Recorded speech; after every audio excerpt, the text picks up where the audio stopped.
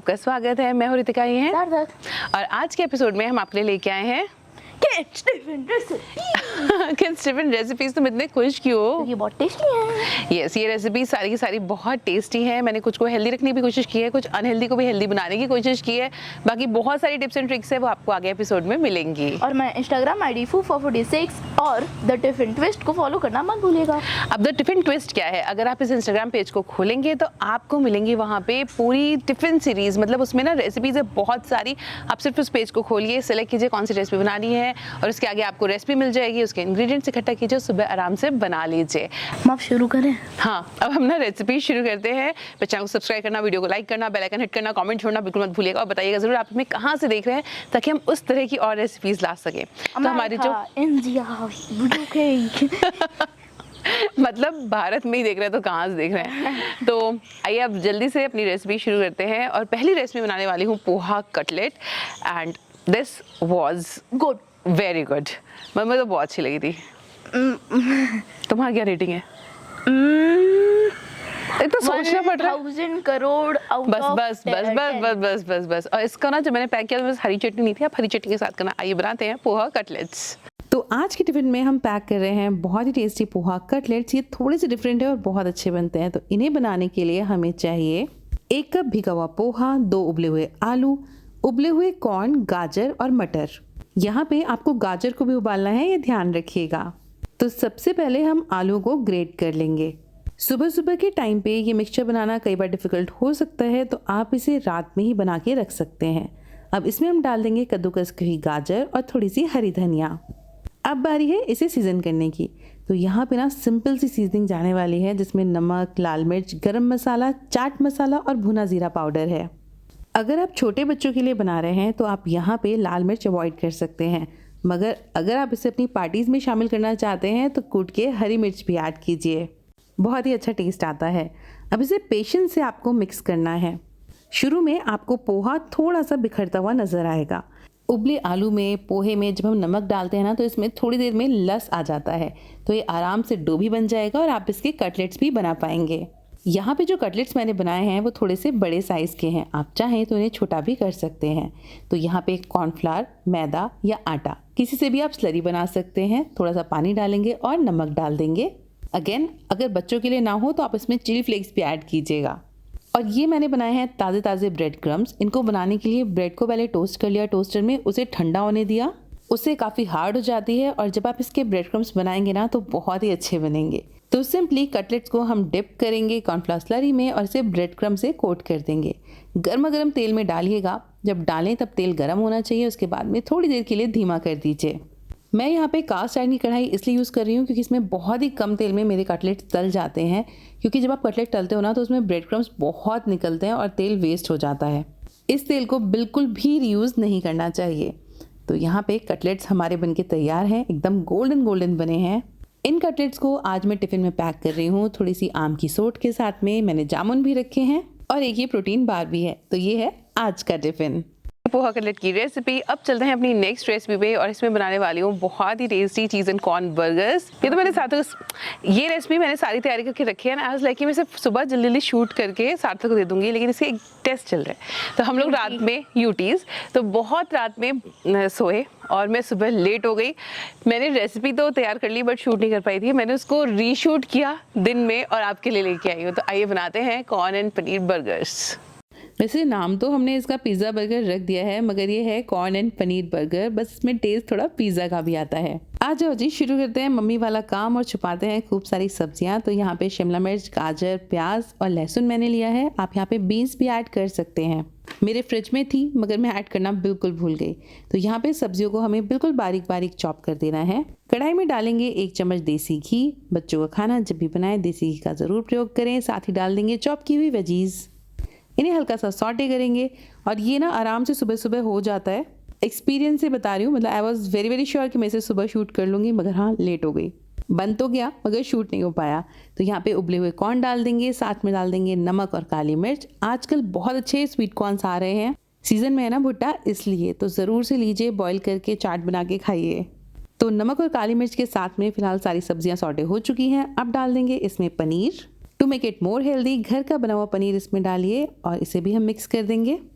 अब इसमें हमें डालना है पिज़्ज़ा पास्ता सॉस। अब ये आपके पास में पूरा ऑप्शन है कि आप इसमें घर में बनी हुई पिज़्ज़ा पास्ता सॉस डालिए या फिर आप मार्केट की भी यूज़ कर सकते हैं। इस पर्टिकुलर रेसिपी के लिए मैंने मार्केट की बनी हुई पिज़्ज़ा पास्ता सॉस डाली है और थोड़ा सा हमें इसमें चीज़ डालना है, मतलब बहुत ही थोड़ा सा। अगेन स्किप भी किया जा सकता है, इसकी जगह आप 2 चम्मच मलाई डाल दीजिएगा। फिलिंग हमारी रेडी है और अब यहाँ पे मैंने आटा बर्गर लिए हैं और ये आटा बर्गर मैंने किसी अच्छी कंपनी के ही लिए थे, मगर somehow I was not convinced with them. ज़्यादा आटा नहीं लग रहा है, मतलब ज़्यादा ब्राउन नहीं लग रहा है आपको। ये पैकेट को मैंने 2 बार पढ़ा, उसमें कहीं भी आर्टिफिशियल कलर की बात नहीं थी, मगर जितनी बेकिंग मैंने की है इतना ब्राउन कभी नहीं हो पाता है। एज ऑफ नाउ मैं यही यूज़ कर रही हूँ। तो हमने यहाँ पे फिलिंग को रख दिया है बर्गर के अंदर और इसको हमें तवे पे सेक देना है, जैसे हम नॉर्मल सैंडविच सेकते हैं बिल्कुल वैसे ही। इससे क्या होगा, जो चीज़ अंदर है ना वो हल्का सा पिघल जाएगा और बर्गर्स के दोनों पार्ट्स को चिपका लेगा। और ये बर्गर्स वैसे खाने में बहुत अच्छे लगते हैं। आप इन्हें नॉर्मल बर्गर के साथ भी बना सकते हैं। एंड जब भी आटा बन लें तो कोशिश करें देख के लें। मैंने तो ये ब्लिंकिट किए थे इसलिए मुझे पता ही नहीं था, आगे जब मैंने खोला तब पता चला यार इतने ज़्यादा ब्राउन क्यों है ये। ऑल्टरनेटिवली आप इस फिलिंग को पराठे में भर सकते हैं, बहुत ही अमेजिंग लगती है। मैं अक्सर पिज़्ज़ा पराठा सार्थक के लिए बनाती हूँ, वो रेसिपी भी मैं आपके साथ में जल्दी शेयर करूँगी। तो यहाँ पे टिफ़िन को पैक कर लेते हैं। मैंने यहाँ पे मैंगो रख दिया है, थोड़ा सा आलू का लच्छा है और घर की बनी हुई मूंग दाल मठरी है। तो ये थे हमारे कॉर्न पनीर बर्गर्स और हम आ चुके हैं वेंसडे पे। और आज की जो रेसिपी होने वाली है वो थोड़ी इंटरेस्टिंग एंड हेल्दी होने वाली है। आज हम क्या बनाएंगे सार्थक, पता है तुम्हें? नहीं, चना दाल पराठा। अभी पूर्णिमा थी तो मैंने ये पराठे बनाए थे एंड यस। और दल भरी ना सार्थक का तो क्या, मेरा बहुत ही फेवरेट टिफिन हुआ करता था। मतलब जिस दिन दल भरी बनती थी उसके नेक्स्ट डे मुझे दल भरी लेके जानी होती थी मिर्च के अचार के साथ में। ये तो आइए बनाते हैं बहुत ही डिलिशियस दल भरी या चने की दाल के पराठे। दल भरी या दाल के पराठे ये बहुत ही पॉपुलर रेसिपी है ईस्टर्न यूपी की। इसे बनाने वाले हैं हम आज चने की दाल के साथ में। तो यहाँ पे मैंने 3/4 कप चने की दाल ली थी, उसे मैंने रात को ही भिगो दिया था। अब इसे हमें ड्राई छौंकना है, यानी कि इसमें हम डालेंगे कुछ सूखे मसाले और बहुत थोड़ा सा पानी। दाल की फिलिंग में एक सोंधापन आना चाहिए, इसीलिए इसे हमेशा घी में छौंकिए। अब इसमें वो खड़े मसाले डालेंगे। तो यहाँ पे है मेरे पास में काली मिर्च, ज़ीरा, तेज पत्ता और साबुत लाल मिर्च, और साथ में यहाँ पे हम आधा चम्मच हींग भी डालेंगे क्योंकि ये चने की दाल है। ज़ीरे को चटक जाने देते हैं। दाल को हमने धो के एकदम रेडी कर रखा है, बहुत ही अच्छे से दाल सोख हो चुकी है। इसे कम से कम 4 घंटे, और वैसे मुझे तो कन्वीनियंट यही लगता है कि रात में भिगो दीजिए, सुबह इसे छौंक दीजिए। तो दाल भी डाल देंगे और डाल देंगे हल्दी और नमक। अब दाल को हमें हल्का सा भून लेना है, सिर्फ 1 से 2 मिनट के लिए। अगेन अगर आपको लगता है कि इतना काम आप सुबह नहीं कर सकते तो आप इसे रात में बना के रख सकते हैं। अब सबसे इम्पॉर्टेंट चीज़, इसमें मैंने सिर्फ आधा कटोरी पानी डाला है। फ्लेम को तेज़ कर देंगे, उसे कम से कम 6 सीटी आने देंगे बैक टू बैक। तुरंत गैस बंद कर दीजिएगा, नहीं तो दाल नीचे से लग जाएगी। यहाँ पे हमें एक प्याज को ग्रेट कर लेना है। यहाँ पे चॉपिंग नहीं करनी है, ग्रेट ही करना है। और ये देखिए दाल ना हमारी बहुत ही बढ़िया से उबल चुकी है। अगर यहाँ पे थोड़ा पानी बच जाए तो आप उसे गैस पे ही रख के जला दीजिए, उड़ा दीजिए, इवेपोरेट कर दीजिए। तो दाल हाथ से एकदम मसल जानी चाहिए। थोड़ा ठंडा होने देंगे और इसे मिक्सी में दरदरा ग्राइंड कर लेंगे। अब इस दाल को हम प्याज में मिलाएंगे अच्छे से, साथ ही फिलिंग को थोड़ा सा ठंडा होने देंगे। तो हमारी दल भरी की फिलिंग रेडी है। दाल में हमने नमक तो डाला था, आप चाहें तो यहाँ पे टेस्ट करके हल्का सा नमक एडजस्ट कर सकते हैं। आटा मैंने ऑलरेडी करके रखा हुआ है। जितना सॉफ्ट आटा होगा आपको दल भरी बनाने में उतनी ही आसानी होगी। एक इसी की सिस्टर रेसिपी होती है जिसे बिढ़ई कहा जाता है, जिसमें उड़द की दाल की पिट्ठी भरी जाती है। अगर आप ईस्टर्न यूपी से हैं कहीं तो आपने वो ज़रूर खाई होगी। मुझे बताइएगा कि बिढ़ई आपको कैसी लगती है और आप इसे बनाते हैं। वेल, बातों ही बातों में हमने एक बड़ी सी लोई ली, उसमें खूब सारी चने की दाल की फिलिंग भरी और इसे हाथ से पहले फैला लिया। इससे जो दाल होती है वो पराठे के हर कॉर्नर तक पहुंचती है, आपको हर बाइट में दाल का टेस्ट आएगा। अब इसे डाल देंगे हम गर्मा गर्म तवे पे। इसे हमें दोनों साइड से सेकना है, खूब अच्छे से घी लगा के। जब भी टिफ़िन के लिए पराठे बनाइए तो हमेशा फ्लेम को मीडियम से तेज़ की तरफ रखिए। इससे पराठे अच्छे से क्रिस्पी होंगे ऊपर से, मगर अंदर से सॉफ्ट रहेंगे। इसलिए कभी कभी जो पराठे टेढ़े हो जाते हैं ना, वो बिल्कुल नहीं होगा। आपको स्लो कुक नहीं करना है। तेज़ आंच पे रखने से इसका मॉइस्चर इंटैक्ट रहता है। तो हमारी बहुत ही बढ़िया सी दल भरी रेडी हो गई है। इसके साथ में मैं आम रस रख रही हूँ। यहाँ पे चौसा आम लिया है, उसमें 2 चम्मच पानी मिलाया, ज़रा सा नमक और लाल मिर्च। जी हाँ, ये थोड़ा सा अलग है। इसे ब्लेंड कर लीजिए और दल भरी के साथ खाइए। अगर आप इसे टिफिन में ना भी रख रहे हो तो किसी दिन ब्रंच में इसे बना के देखिएगा जब तक आम का सीजन है, और मुझे बताइएगा कि आपको कैसा लगा। So guys, ये थी हमारी दल भरी की रेसिपी, और सारी टिप्स एंड ट्रिक्स फॉलो कीजिएगा, बहुत ही बढ़िया बनेगी। वैसे आलू टमाटर की सब्जी के साथ में बहुत ही अमेजिंग लगती है। और वो जो मैंगो आमरस, आम पना, मतलब वो हमारे यहाँ आम पना उसे कहा जाता है, but that is something different but very tasty. और नमक मिर्च डाल के खाओ यार, चौसे के उसमें, माइंड ब्लोइंग। मतलब बनाइएगा, खाइएगा और कमेंट करके मुझे बताइएगा। इनफैक्ट अभी कुछ दिन पहले मेरे को कमेंट आया था, उन्होंने हमारी एक रेसिपी के बारे में बताया था, उन्हें बहुत अच्छी लगी और उनके खास करके बच्चों को बहुत पसंद आई। दैट वाज लास्ट रेसिपी क्या थी सार्थक अपनी, मैं ना यहीं पे अटैच कर दूंगी। And thank you so much कि आपने कमेंट किया। अब चलते हैं हमारी नेक्स्ट रेसिपी पे, एंड इसमें बनाने वाली हूँ मैं लेमन राइस, क्योंकि थर्सडे है और हम बनाने वाले हैं कुछ राइस का। तो लेमन राइस बनाते हैं। मैं जब बैंगलोर में काम करती थी तब मेरी एक फ्रेंड ने बताया था कि लेमन राइस का कलर जो है ना वो लेमन से आता है, और तब मुझे उसकी बातों पे विश्वास ही नहीं हुआ, क्योंकि मुझे तो लगता था ये कलर हल्दी से आता है। तो इस रेसिपी में हम देखेंगे कि मेरी फ्रेंड सही थी या मैं। तो सबसे पहले कढ़ाई में हम 2 चम्मच घी डाल देंगे, उसमें मूंगफलियाँ फ्राई कर लेंगे। इसी कढ़ाई में मैं थोड़े से काजू डाल रही हूँ और फ्राई कर ले रही हूँ। ये बिल्कुल ऑप्शनल है, आप चाहें तो इसमें नट्स डालिए या फिर आप इसे नट्स फ्री भी बना सकते हैं। तो काजू और मूंगफली फ्राई होके तैयार हैं। अब इसी कढ़ाई में हम डाल देंगे ज़रा सी राई, उड़द और चने की दाल, इससे भी बहुत अच्छा नटी फ्लेवर आता है। इसमें लाल मिर्च भी जाएगी और हरी मिर्च भी, साथ में जाएगा करी पत्ता। और बैंगलोर में जो लेमन राइस मिला करता था ना, उसमें बहुत हरी मिर्चें पड़ी होती थी। जैसे ही दाल भुन जाएगी हम इसमें ऐड कर देंगे बारीक कटा हुआ प्याज। अब ये बिल्कुल ऑप्शनल है, आप चाहें तो इसमें प्याज डालिए या फिर आप इसे अवॉइड भी कर सकते हैं। अब ये गई मेरी थ्योरी। इसमें मैंने डाली है आधा चम्मच हल्दी, लेमन कलर के लिए। हल्दी को हम मिक्स करेंगे और इसमें डाल देंगे पके हुए चावल। चावल डालने के बाद मैंने यहाँ पे नमक डाला है तकरीबन 1 चम्मच, क्योंकि चावल डाल के आपको अंदाज़ा हो जाता है कि आपको कितना नमक डालना है।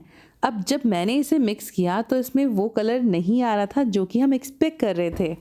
जी हाँ, ये लेमन राइस का लेमन कलर नहीं था। तो अब हम इसमें डालेंगे नींबू का रस, और आप देखेंगे कि कलर बिल्कुल चेंज हो जाएगा। तो यहाँ पे लेमन राइस का जो कलर है वो हल्दी और नींबू के रस के रिएक्शन से आता है, मतलब हम दोनों ही अपनी अपनी जगह सही हैं। और जैसे जैसे आप इसे मिक्स करेंगे ना, वैसे वैसे कलर बिल्कुल पेल येलो, खूबसूरत येलो में बदल जाएगा। तो हमारे बहुत ही टेस्टी लेमन राइस बन के तैयार हैं। इसको धनिया से गार्निश कीजिए। आप इसे बच्चों के टिफ़िन या फिर बड़ों के टिफ़िन में भी सर्व कर सकते हैं। कैसी लगी रेसिपी कमेंट्स में लिख के ज़रूर से बताइएगा। इसके साथ में आप मिक्स वेज रायता रख सकते हैं। यहाँ पे मैंने नट्स अलग से रखे हैं ताकि वो सॉगी ना हो जाएं।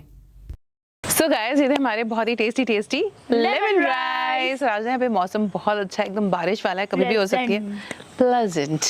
और अब हम आ चुके हैं अपनी लास्ट रेसिपी पे, और इसमें मैं बनाने वाली हूँ and it's really yummy tasty. मैं भूल ऑल गई। एडजेक्टिव्स मैं भूल गई। मैं भी भूल गया। कट कट कट कट क्या है ये रेसिपी? पता नहीं क्या है। Oh yes yes yes yes. Actually ये जो रेसिपी थी ये हमने शूट ही नहीं की थी टिफ़िन सीरीज़ के लिए, बट ग्रेजुअली ये हमने नेफ्रो प्लस के लिए शूट की थी, और ग्रेजुअली इसको हमें टिफ़िन रेसिपीज़ में हमने टिफ़िन रेसिपीज़ में शिफ्ट किया क्योंकि बहुत अच्छी बनी थी। तो ये है हमारी कैरेट वाली रवा इडलीज़, एंड दे आर अमेजिंग। और उसका जो प्रीमिक्स है उसे बना के आप 1-1.5 महीने तक स्टोर कर सकते हैं। कैरेट था? हाँ, कैरेट था उसमें। ऊपर ऑरेंज वाली इडलीज़ नहीं थी, वो वेरी यमी। तो आइए बनाते हैं कैरेट इडलीज़। रवा इडली टिफ़िन के लिए एक बहुत ही अच्छा ऑप्शन है, और इसमें सब्जियां ऐड करके हम इसे फाइबर रिच भी बना सकते हैं। तो यहाँ पे मैंने इडली बनाने के लिए एक प्रीमिक्स रेडी किया है। इसमें हमें सिंपल वाला साउथ इंडियन तड़का डालना है। 1 चम्मच तेल डालेंगे, उसमें थोड़ी सी राई चिटका लेंगे, साथ में उड़द और चने की दाल, यहाँ पे थोड़े से काजू गए हैं। इन सभी चीज़ों को हमें भून लेना है जब तक कि काजू का कलर हल्का चेंज नहीं हो जाता। अब इसमें ज़रा सी अदरक डाल देंगे और थोड़े से करी पत्ते। इन सभी को हमें थोड़ा सा ड्राई एंड क्रिस्पी हो जाने तक भून लेना है। अब इसमें डाल देंगे हम 1 कप सूजी, और साथ ही डाल देंगे थोड़ा सा नमक।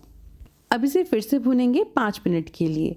आप इस मिक्सचर को एयरटाइट कंटेनर में 1 महीने तक स्टोर कर सकते हैं, बट हाँ, इसे पूरा ठंडा हो जाने दीजिएगा। अब जितना हम मिक्सचर लेंगे उतना ही लेंगे दही, मिक्स करके कम से कम 30 मिनट के लिए छोड़ेंगे।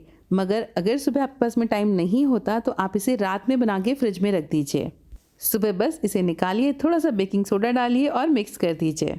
आप बेकिंग सोडा की जगह इनो भी यूज़ कर सकते हैं, मगर जैसे छोटे बच्चों के लिए अगर आप इनो अवॉइड करना चाहते हैं तो baking soda is a very good option. Idli बोल को हम ग्रीस करेंगे और उसमें थोड़ी थोड़ी कैरेट्स डाल देंगे। साथ ही जो बैटर हमने रेडी किया है वो भी डाल देंगे। हमारा बैटर काफ़ी फ्लफ़ी बना है। मीनवाइल मैंने स्टीमर रेडी कर दिया था, यानी कि पानी को गर्म होने रख दिया था। अब इसे हम 10 से 12 मिनट के लिए स्टीम करेंगे। अगर आपके पास चटनी रेडी है ना, तो ये वाला टिफ़िन सुबह में सिर्फ 10 से 15 मिनट में रेडी हो जाता है।